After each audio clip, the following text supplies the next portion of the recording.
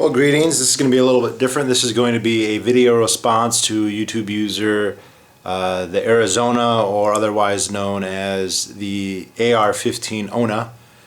He is I think he's a subscriber of mine, but I'm subscribed to him anyway. He's a concealed carry practicer in Arizona, gun enthusiast, and somewhat of a Ron Paul supporter. And he made a video. He got 250 subs, and he's asking for responses.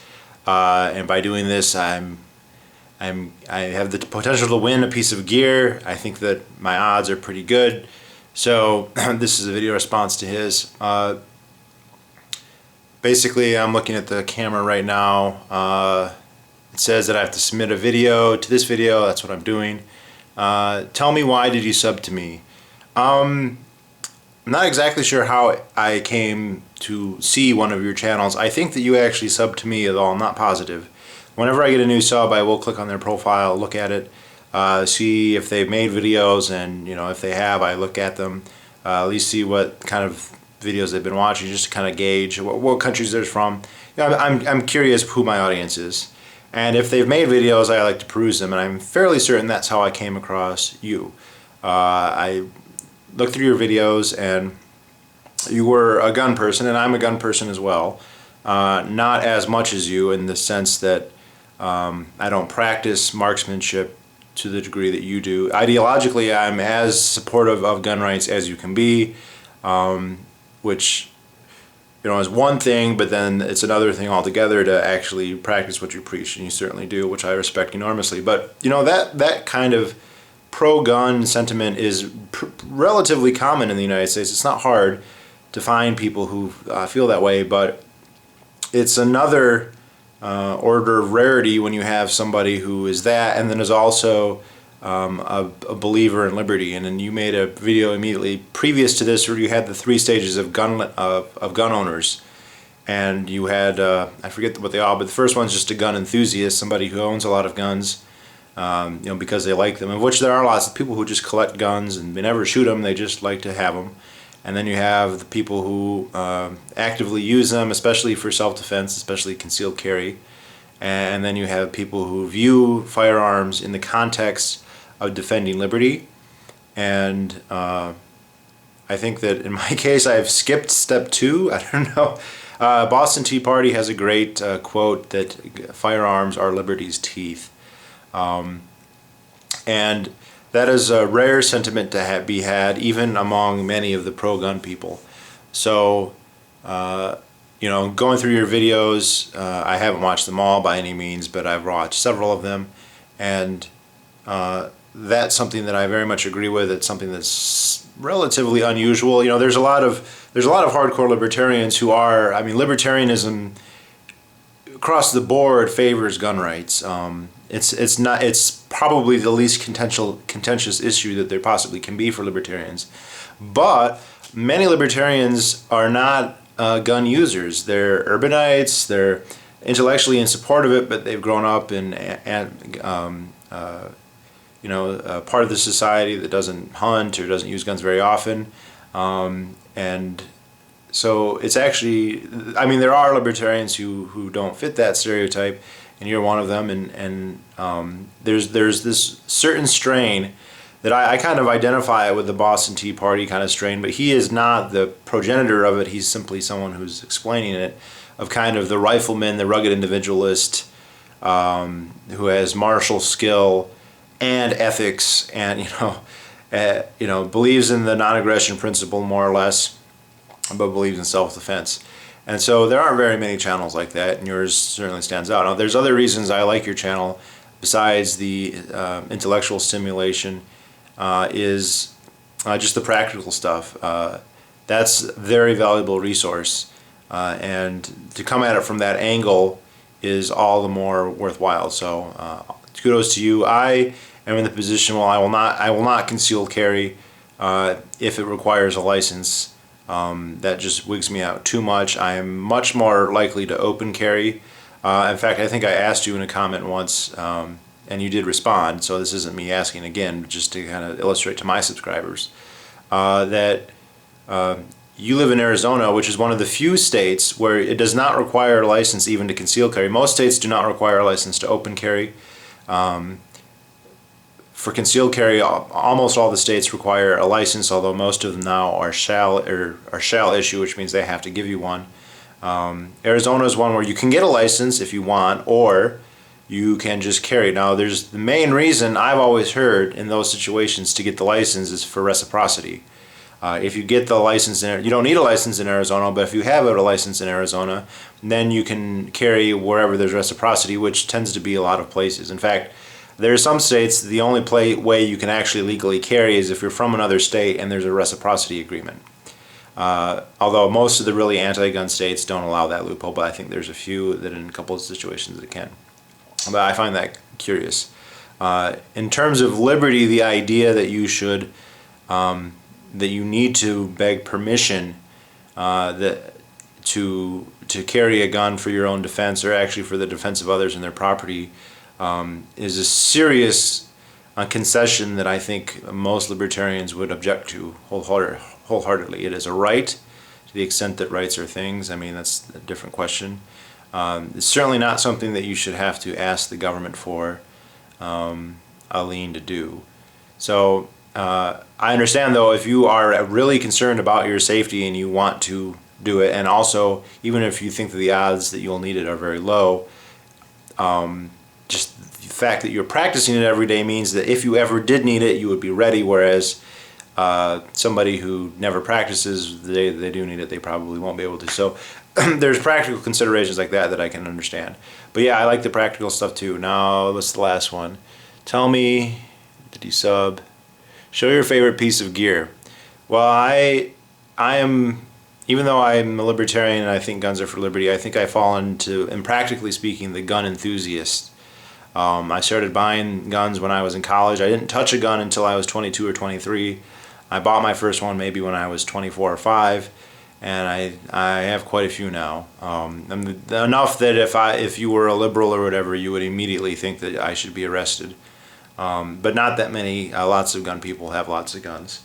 However, I keep them at home, and I don't work at home. I work in a different state, and so I don't take everything with me. So this is not, what I'm going to show is not what I would consider my favorite piece of gear. And I asked in the comments to qualify, could the piece of gear be a firearm? And that's what I'm going to show. But I can rationalize this pretty easily because this is my favorite piece of gear because I have it with me. All the other guns that I might ideally choose are hundreds of miles from me and of no practical use. So in this situation, my favorite gun is this. This is a Beretta PX40. This is my last gun that I purchased. It's a .45 caliber Beretta. First handgun I ever purchased was a Beretta 92 FS that I'm very comfortable with and I like very much. And this was purchased very much on a whim. My brother was going to go on a fishing trip, and they had opened a new Cabela's about an hour from where we lived, and he did not feel very thrilled at the idea of driving 2 hours alone to purchase fishing gear, so he asked if I would accompany him. I wasn't doing anything, I was on vacation, so I said certainly. We went there, looked through the new store. Obviously I gravitated towards the gun section. Usually when I go to a gun store, I'm not just looking for anything, there's certain things that I want to have, and if they have what I am looking for, I am receptive to buy if I have money, and I tend to have money these days. And I wanted to get, one of the things I wanted was a .45 semi-automatic. I already have one and I didn't like it very much.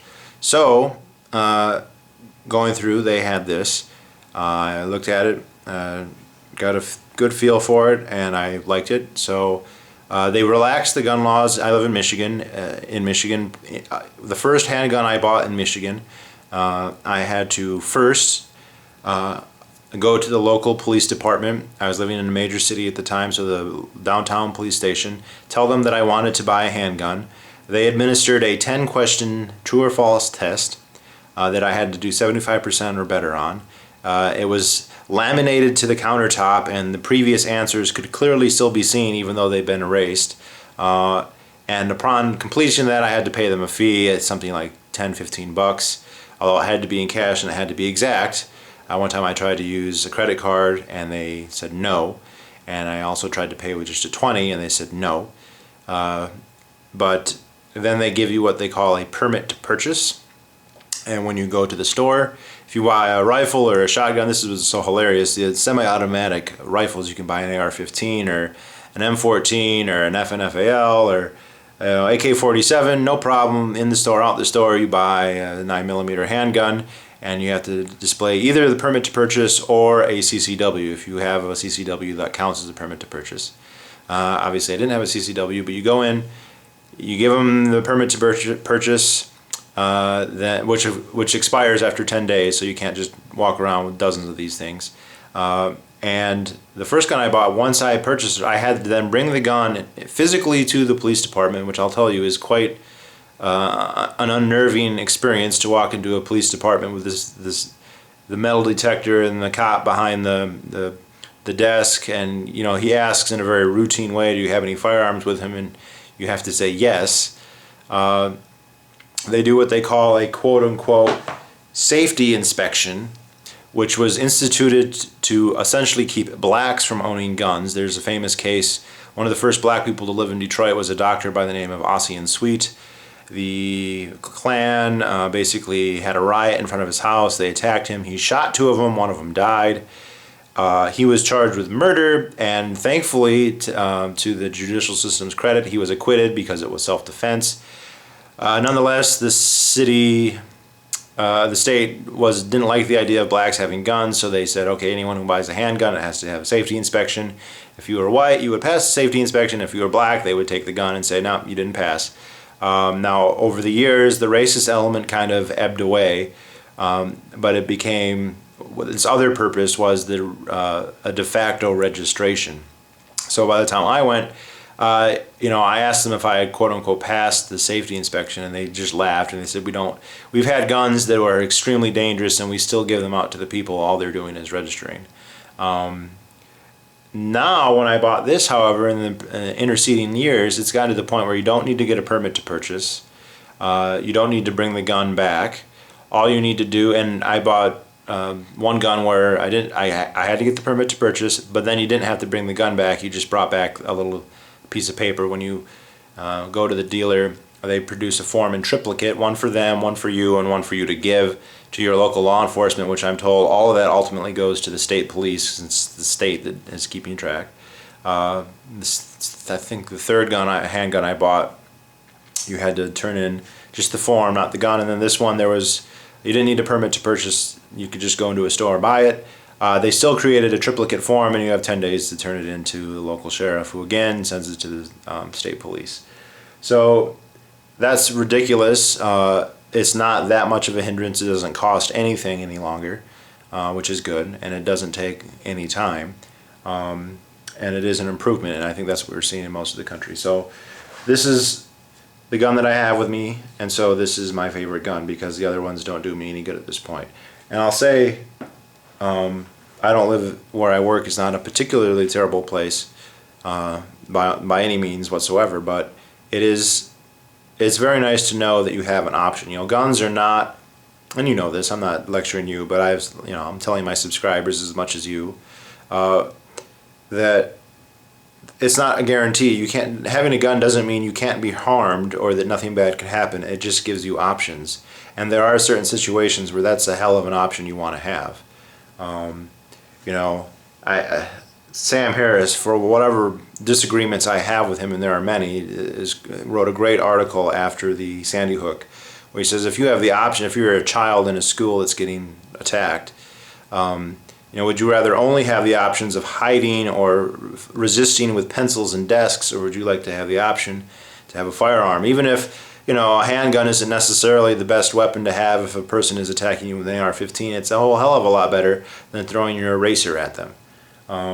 And of course, if you have multiple people with handguns, you have a very good chance of saving yourself and potentially others. So that's my favorite piece of gear, because that's what I have right now.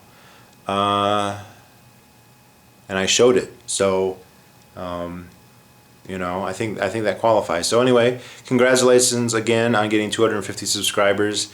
YouTube is a very fickle thing. I, for the life of me, cannot understand, you know, what causes people to watch and not watch, and why certain videos become popular and others don't, and you know, how you get subscribers and then they don't watch most of your videos, and then sometimes they do. But I throw my hands into the air. I don't understand, and I never will. But you know, a little mystery in life is a good thing. So anyway, good job. I like watching your videos. I look forward to seeing more, and I'll talk to you later.